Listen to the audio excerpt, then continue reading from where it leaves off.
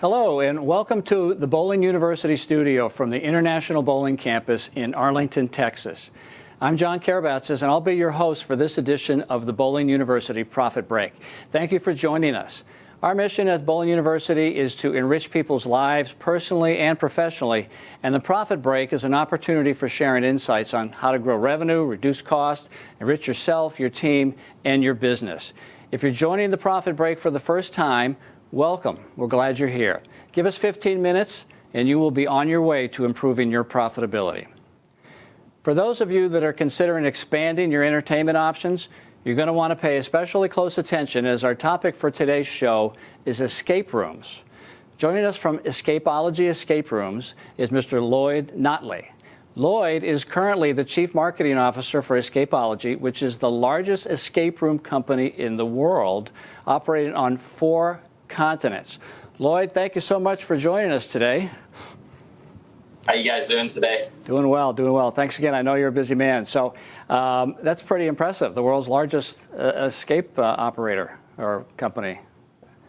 Absolutely, yeah. It's taken place over the last several years. We've put a lot of effort in with our teams in a number of different fashions to get it to the stage where it's at. So we're very excited. We're seeing the industry evolve from what it was several years ago to where it is now as a completely different place. Well, that's a really good point, and that's what's driving us to wanting to talk to you today. Because as our members expand, a lot of them are thinking, all right, what do I expand with? What should I do? Should I do escape rooms? Should I do laser tag? What do I do next? So before we get into that, just kind of walk us through what is an escape room experience? What is that? How does it work? So the way it works is typically escape rooms are anywhere from a 20-minute to an hour experience where you're locked in an immersive environment and have to figure your way through the puzzles, the clues, and also the different facets of the story in order to escape the room. So it's a fun aspect. Typically, it's done anywhere from 2 to 8 people within a room that has a great storyline and tagline. And that's the beauty about that experience and that entertainment. Sounds like a great team building mechanism for you guys. Definitely, absolutely, yeah. It's very big on the team building and also the corporate exercises. Different personalities getting together within different environments is always a fun one to watch. Okay, so it sounds fun, sounds like a great team building thing, but as a proprietor, as an operator, why should I consider an escape room if I'm considering expanding? Absolutely, we get asked that all the time. Typically, it comes down to obviously the bottom line dollar, and escape rooms, especially now today's escape rooms, are bringing in some fantastic revenues and really adding to the bottom line factors of different bowling alleys and family entertainment centers. It's a great supplement for something like bowling. If you're looking for that diversification factor in the attraction mix, certainly escape rooms are going to drive a slightly different demographic and also enhance bottom line because of the older demographic. Typically most people that play escape rooms are anywhere from kind of 16 years old all the way up to your 50s, with the prime market between 20 and 35. That demographic itself has some benefits because obviously food and beverage side of things and sales on top of the actual experience price tag go a long way. Okay. Good point. I love that add-on too. If you keep them there longer, they're going to eat, they're going to drink, they're going to have a good time. Good point. Thanks for that. So, all right, so I'm considering this. I see there's a great demographic that it could attract. What kind of a space do I need to have to build a proper escape room? So typically for escape rooms, a lot of people look at them as like, once I've played it, I'm not going to come back and play that one room, which is, it's a very true feature. That's why typically what we do is we advise most escape room people to do anywhere from 3 to 5 experiences within their facility. What that does is it gives you a good breakdown of different games, different levels, different abilities to play those. So anywhere from 3 to 5 games is a good starting and mix point. Typically, the square footage of the game is anywhere from 240 square feet up to an optimal of around about 320 square foot per game. Now, within the actual games, a lot of the experiences now don't just have one room. They have multiple rooms within that 300, let's call it, square foot footprint. Mm-hmm. Okay. Well, that makes sense because, you're just looking at the website for your company. You have quite a few games. So typically then you wouldn't just build a room for one. You would ideally have multiple games within that space, correct? Am I understanding right? Yeah, so it would be multiple games within the area that you've designated for your escape room play. Okay. Yes. Okay. And understanding that, certainly there's ranges, and depending upon what you put in there, what game, and what level of fit and finish you have, how much could I expect to spend to install an escape room in my location? Yeah, typical escape rooms. A good few years ago, you could get away with putting an escape room out that was going to cost you anywhere from $20,000 to $30,000. Typically now, what people are looking for is that immersive factor, which obviously comes with a slightly bigger price tag. That Disney-esque factor to your rooms. What that's going to do is that's going to give you the ability to, not only give them the experience they want.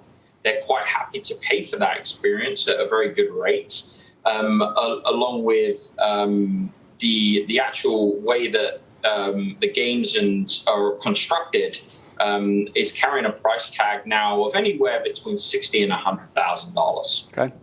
Okay. So it's a good investment in space.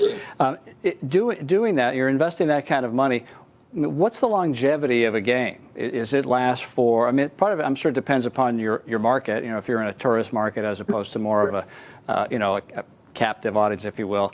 Typically, how long does it last before you have to switch it out? A given game. You're absolutely correct there, John. It really depends on the breakdown of your market predominantly, but typically, if you're going to have a minimum of 3 games there. Most people still haven't even played an escape game. So that's the brilliant factor of where we are today in this industry is there's so much opportunity to get people to come in, experience that form of entertainment on the escape game side of things, and then capture them within your facilities. So a typical game is going to last, if you have multiple games within your venue and your facility, anywhere from 24 to 36 months is going to be when you look to switch one of the games out to add a refresher to that mix of the attractions. Okay, that makes sense.